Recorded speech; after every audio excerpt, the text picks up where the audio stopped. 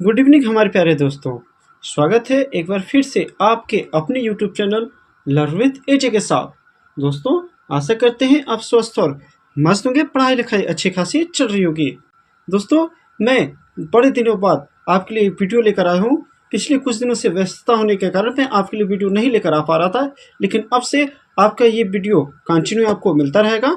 और दोस्तों, जैसा कि मैं आपको बताया कि मैं आज की इस वीडियो में हाजिर हूँ आपके क्लास 12 की चैप्टर सप्लीमेंट्री की चैप्टर 2 द टाइगर किंग की पूरी हिंदी समरी को लेकर, जिसे पढ़ने के बाद आपको कहानी पूरी अच्छे से समझ में आ जाएगी और इसके क्वेश्चन आंसर आप खुद से बनाना शुरू कर देंगे। ठीक है दोस्तों, वीडियो को शुरू करने से पहले दोस्तों मेरी एक छोटा सा रिक्वेस्ट है कि यदि आप हमारे चैनल पर सबसे पहले नए आए हैं या पहली बार आए हैं तो सबसे पहले हमारे चैनल को लाइक, ज़्यादा से ज़्यादा अपने दोस्तों तक शेयर करें ताकि वे भी इस वीडियो का लाभ प्राप्त कर सके, और हमारे चैनल को सब्सक्राइब जरूर करिएगा। चलिए दोस्तों, अब ज़्यादा बातें ना करते हुए शुरू करते हैं आज की अपनी इस वीडियो को, जिसमें हम द टाइगर किंग की पूरी समरी यानी हिंदी सारांश यानी कहानी को देखेंगे। जैसा कि दोस्तों आपको पता है इस चैप्टर का नाम क्या है, द टाइगर किंग। अब इस टाइगर किंग इनका नाम ये क्यों पड़ा, तो जैसा कि मैं आपको बता दूं, इस राजा का नाम केवल टाइगर किंग ही नहीं था। इस राजा का नाम था टाइगर किंग था, जिलानी जंग बहादुर था, सीआरसी के और महाराजा धीराज प्रतिबंधपुरम, मतलब बहुत सारे नामों से इनको जाना जाता था। लेकिन इन सारी नामों के अतिरिक्त इन्हें एक शॉर्ट फॉर्म में नाम से बुलाया जाता था, जिसे आप भली भांति परिचित हैं, जो है आपके चैप्टर का नाम भी है द टाइगर किंग। ठीक है दोस्तों, होता क्या है इस कहानी की शुरुआत देखिए, अब ध्यान से देखिएगा, सुनिएगा। ठीक है, होता क्या है कि एक बार यह राजा महाराजा जो होते हैं हमारे जिलानी जंग बहादुर, अब जिसे आप टाइगर किंग भी कह सकते हैं, उनके जन्मदिन पर उनके ज्योतिषियों के द्वारा कुछ भविष्यवाणी की जानी थी तथा बहुत सारे ज्योतिषी का समूह आया हुआ था और जनता, आसपास की जनता उनकी भविष्यवाणी को सुनने के लिए जुटी हुई थी।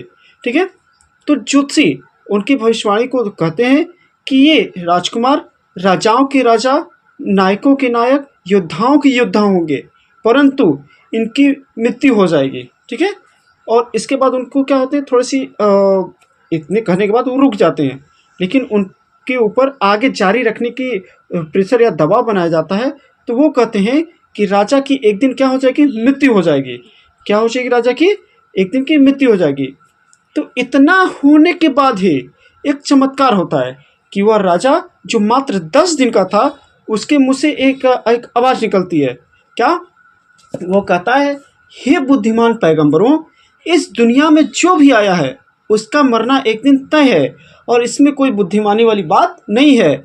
बुद्धिमानी इस बात में होगी कि आप मुझे ये बता दें कि मेरी मृत्यु का जरिया क्या होगा या मेरी मृत्यु किस द्वारा होगी। ठीक है, तो उसके बाद ज्योतिषी कहता है कि महाराज, इनका जन्म या महाराज का जन्म वृषभ राशि यानी हावर्स ऑफ बुल्फ में हुआ है, जिसमें बैल और टाइगर आपस में एक दूसरे के दुश्मन होते हैं, इसलिए महाराजा का मृत्यु एक बाघ के द्वारा ही होगी। ठीक है, जैसे इतना ही कहते हैं तो वो महाराजा कहते हैं कि सारे बाघ सावधान हो जाओ, मैं क्या कर रहा हूँ, मैं आ रहा हूँ। जैसे महाराज इतना कहते हैं, आसपास की सारी बैठी जनता क्या होती है, बड़ी आश्चर्य हो जाती है। अरे 10 दिन का बालक, वो भी इतनी बुद्धिमत्ता प्रति क्वेश्चन कर रहा है। सारी जनता क्या होती है, आश्चर्यचकित हो जाती है। और क्या होता है, जब राजा बड़े हो जाते हैं तो उन्हें उनकी उस हुई बचपन में हुई घटना के बारे में बताया जाता है, और राजा अपनी उस प्रतिज्ञा को पूरा करने के लिए जंगलों में बाघ को मारने के लिए चले जाते हैं। और जैसे ही राजा एक बाघ को मार कर लेते आते हैं, ठीक है, और वो ज्योतिषी को दिखाते हैं कि देखो मैंने एक बाघ को मार दिया, तो ज्योतिषी कहता है, महाराज, आप इसी तरह से 99 बाघों को मार सकते हैं, लेकिन आपको 100वें बाघ से खतरा है। जब आप 100वें बाघ को मारेंगे, आपकी मृत्यु उसी 100वें बाघ से होगी। तो महाराज कहते हैं कि अगर मान लीजिए मैंने 100वें बाघ को मार दिया तो क्या होगा। तो ज्योतिषी कहते हैं कि मैं अपनी जो पुस्तकें हैं उसको जला दूंगा, अपनी चुटिया को कटवा दूंगा, और आपका क्या करूंगा, मैं आपके यहाँ के एक एजेंट बन जाऊंगा। ठीक है, इतना कहने पर करने लगते हैं, मतलब इतना कहने के बाद हो जाता बात। और इसके बाद क्या होता है, वो महाराज अपने राज्य में यानी प्रतिबंधपुरम में बाघों के शिकार पर रोक लगा देते हैं, और वो कहते हैं कि मेरे अलावा प्रतिबंधपुरम के राज्यों में बाघों का शिकार कोई नहीं करेगा। अगर किसी ने भी बाघों पर एक पत्थर भी मारने का प्रयास किया तो उसकी सारी संपत्ति जब्त कर ली जाएगी। ठीक है, इसी तरह महाराजा पहले 10, 5, इसी तरह धीरे धीरे करते करते करते करते कभी 10, 20, 30 जैसे महाराजा की ये जो बाघों की मारने की प्रतिज्ञा थी वो धीरे धीरे सफलतापूर्वक चलती रही और लगभग महाराज 50 यानी आधे से ज़्यादा बाघों को मार चुके थे। तभी उनकी इस सफलता में एक रुकावट आती है। होता क्या है, एक ब्रिटिश अधिकारी आता है, ब्रिटिश का एक उच्च अधिकारी आता है। वह दीवान से कहता है कि दीवान, मुझे बाघों का शिकार करना है। तो दीवान कहता, अरे आपको नहीं पता कि प्रतिबंध पूरम में बाघों के शिकार करने पर प्रतिबंध लगाया गया है, महाराजा के अलावा और कोई शिकार नहीं कर सकता। तो कहता है कि अपने महाराज से कहो कि मैं केवल बाघों का शिकार करना चाहता हूँ बस। तो जाता है, अब ये ब्रिटिश अधिकारी महाराजा के पास जाता है कि महाराजा मुझे केवल बाघों का शिकार करना है। तो महाराज कहते हैं, नहीं नहीं, मैं बाघों का शिकार करने की आज्ञा नहीं दे सकता। आप चाहे तो किसी हाथी, घोड़े, आप कहें तो यहाँ तक कि मच्छर के शिकार करने का मैं आप व्यवस्था कर दूंगा, लेकिन बाघ का शिकार ना। इतना कहने पर वो कहते हैं कि अच्छा, बाघ का शिकार आप ही करिएगा, मैं केवल मरे हुए बाघ के मृत शरीर के साथ फोटो खिंचवाऊंगा। लेकिन राजा इस बार भी तैयार नहीं होता। फिर उसके बाद जो मंत्री होता है, ठीक है, वो राजा को कहता है कि राजा साहब, अगर आप इसको फोटो नहीं खींचने देंगे तो ये ब्रिटिश का बहुत बड़ा अधिकारी है, ये हो सकता है आपके राज्य पे आक्रमण करके आपके राज्य को हरा दे और अपने राज्य में मिला ले। तो महाराजा को अपने सिंहासन खोने का खतरा महसूस हो जाता है। इसलिए आप पूछते हैं दीवान से क्या किया जाए। तो दीवान साहब कहते हैं कि मेरे पास एक विचार है। तो महाराजा कहते हैं, क्या विचार है बताइए। तो दीवान कहता है कि क्यों ना हम इसके जो ब्रिटिश अधिकारी, उसकी दुराइसैनी, उसकी पत्नी को कुछ उपहार भेजें। तो महाराजा कहते हैं, क्या उपहार भेजा जा सकता है। तो कहते हैं, कुछ सोने के हीरे की अंगूठियाँ भेज दिया जाए।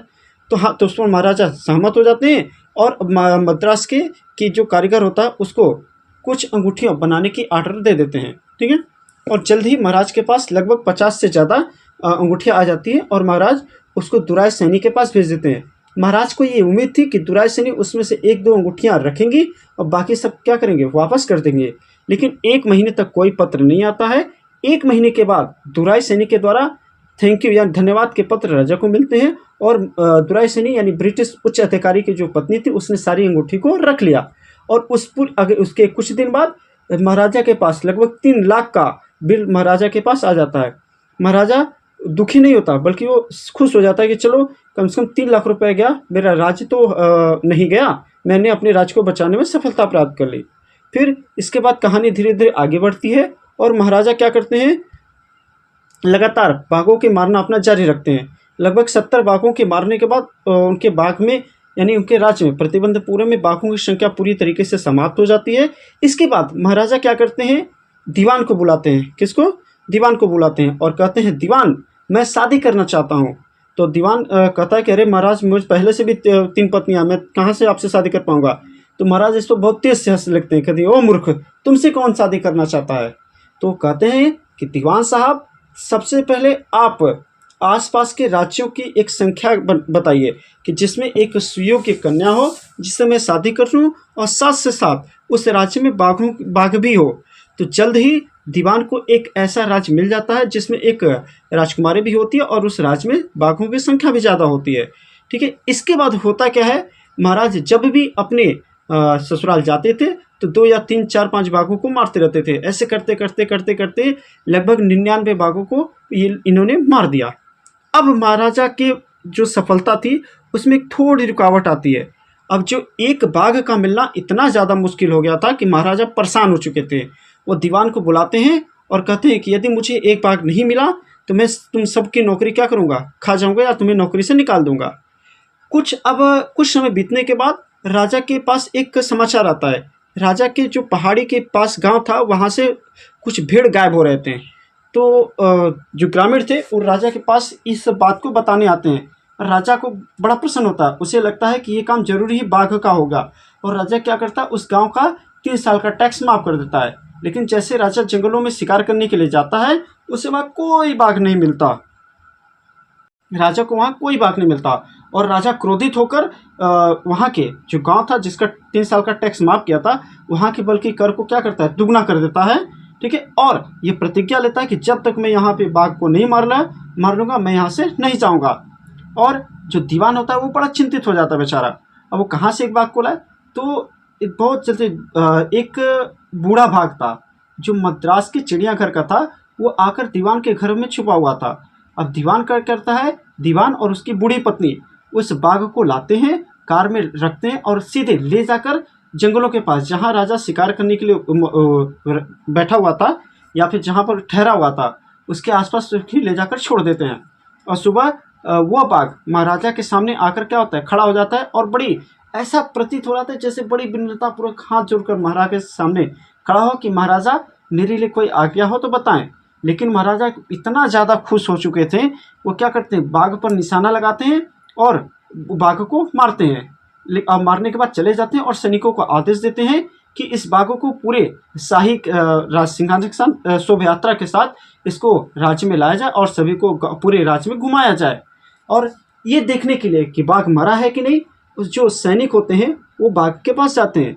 लेकिन जब सैनिक बाघों के पास जाते हैं तो क्या होता है, जो बाघ होता है अपनी आंखों को गोल गोल घुमाते घुमाते उनको सैनिकों को देख रहा था।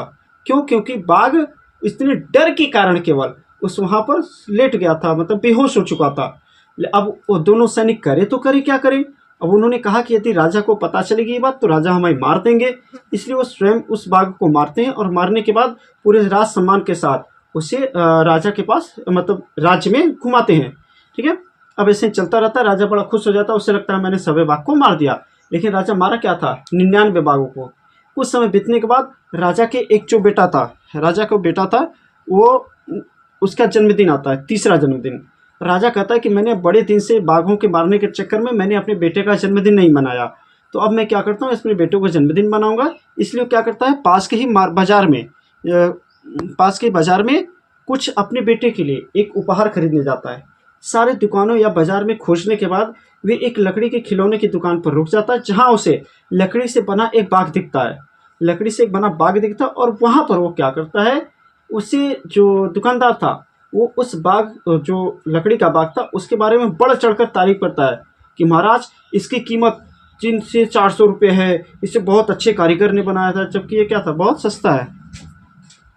इतनी सारी बातें होने के बाद वो लकड़ी का जो खिलौने बेचने वाला दुकानदार था वो महाराजा को उस खिलौना दे देता है।